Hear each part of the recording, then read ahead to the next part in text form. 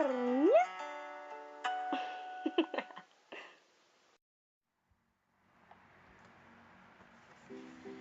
random internet people, and welcome to Insightfully. It's insightfully, yes. My name's Ellie, and I'll be your tour guide for today. This is the side of my YouTube channel where I teach people about things. Today's topic: sociology. What is sociology? Now, due to that really awkward intro, you'll be seeing my face much less, thank God. Anyway, sociology. That's the topic. Or, well, more like deviance in sociology, but that comes later. Now, you may be asking yourself, what is sociology? Why is it spelled that way? Where did the word come from? Why is that part of the word written differently? Well, let me tell you. Sociology comes from a Latin and a Greek word. It's socio and logy. Socio comes from the Latin word socius, which means companion or friend. But for our purposes, we're going to take it to mean society. And then, of course, that Greek word. Thanks to all our friends over the internet, we know that reads logos, or the study of. You probably see this word a lot because the word biology has it, and a bunch of other logies in the world.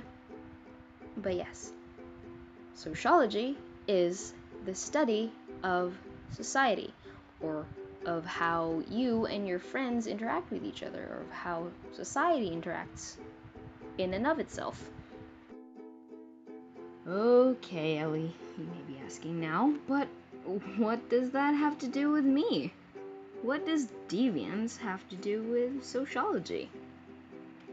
Well, my doubting internet friend, since sociology is the study of behaviors, deviance is the study of different or bad behavior. So, deviance falls under sociology. Think, emos or punk rockers. Some people consider practicing Wicca as deviant behavior. But anyway, deviance is defined by Wikipedia as any thought, feeling, or action that members of a social group judge to be a violation of their values or rules or group conduct. In other words, it all depends on the time or place that behavior takes place, and the context of these behaviors. In some places, it is accepted by society to take more than one wife, though from my understanding, they only allow it if the first wife is incapable of having children, or something to that effect. Moving on. Now, let's get technical.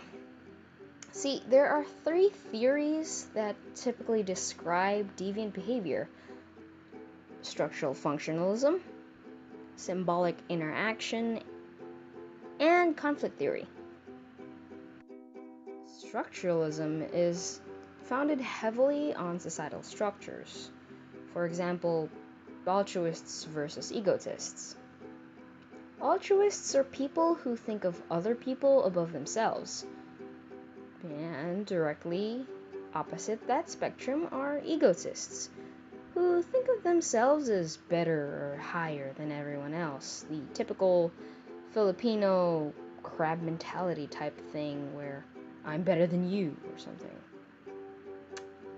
Another side of these societal structures are fatalism and anomie. Fatalism is the belief that everything is predestined and inevitable, and comes from when a people are way too regulated. While anomie is born from people being unregulated. You know, when society wants one thing and you want something different. Or when someone lacks a purpose or ideals.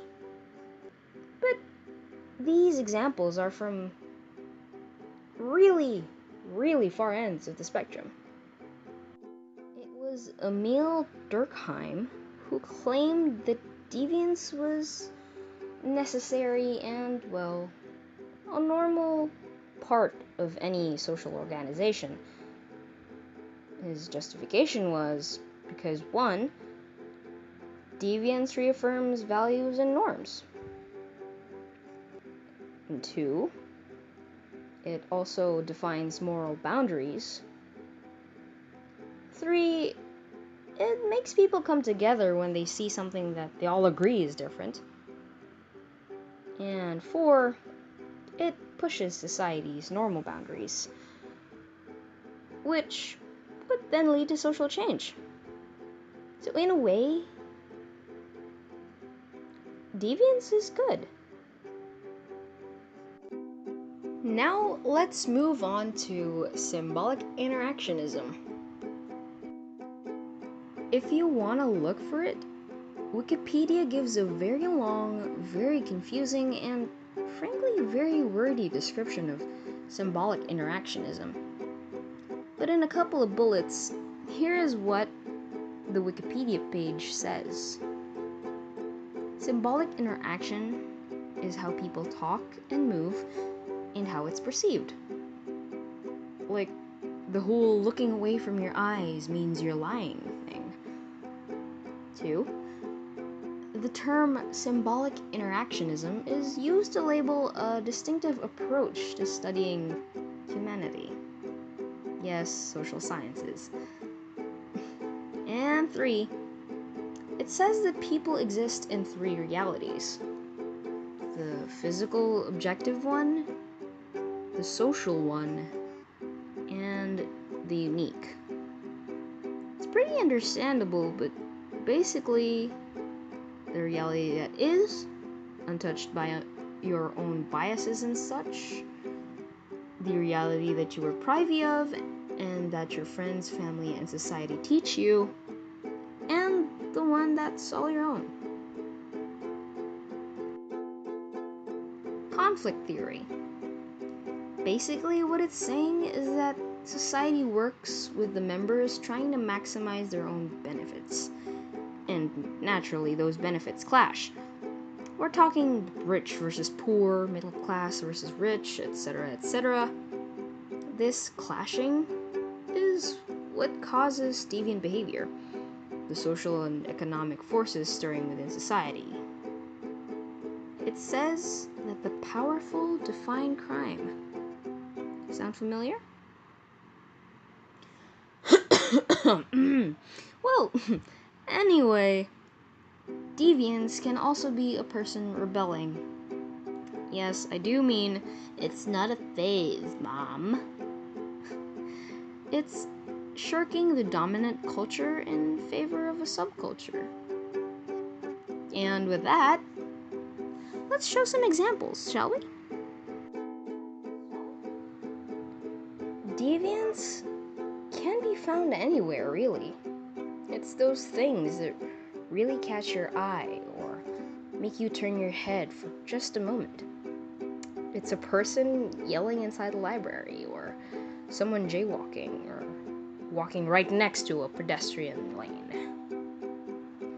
It's the jeepney driver peeing on a wall when there is literally a bawal umihi sign right in front of him. Oh, that's me. Smoking is also considered deviant behavior.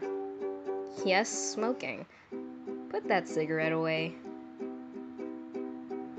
And it was only recently that dark lipsticks have stopped becoming signs of witchcraft, as well as dark nails. One of the most inconspicuous forms of deviance is not using social media.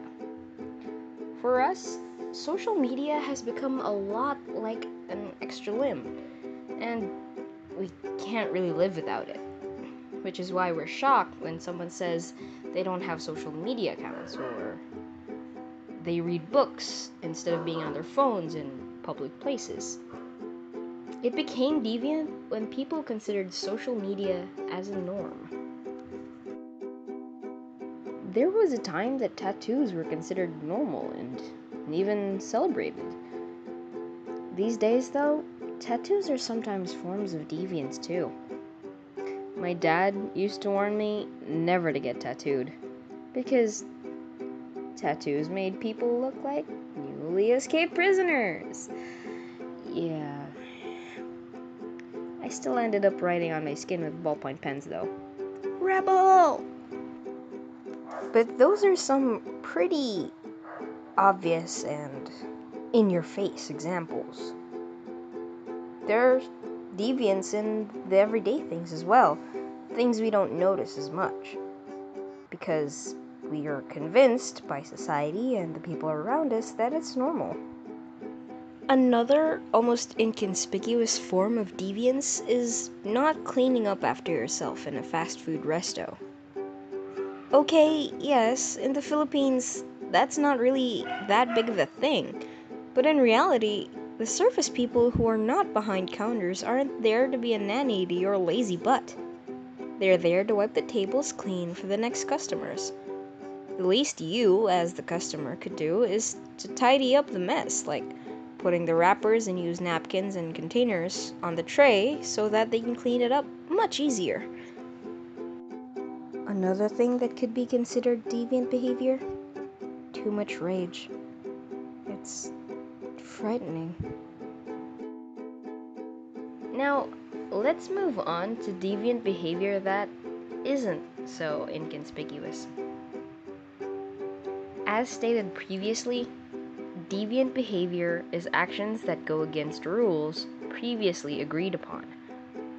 Law is one of those things that people agree upon beforehand. So, thievery is pretty much deviant behavior. Basically, anything that would get you in trouble with the police or get jail time is deviant behavior.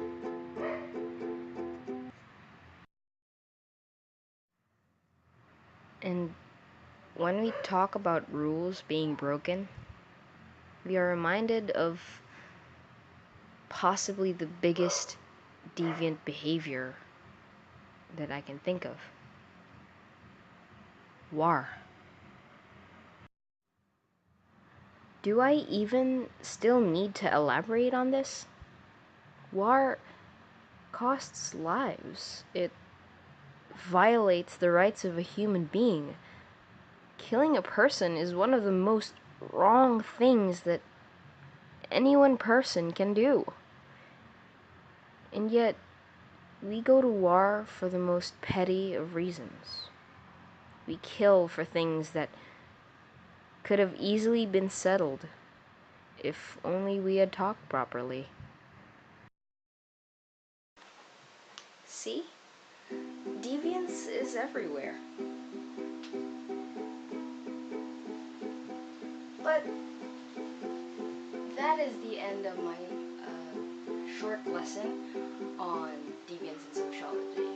And all the pictures were taken off of Google, and most of the video was stock footage, and I will explain in the description box down below and link those videos as well.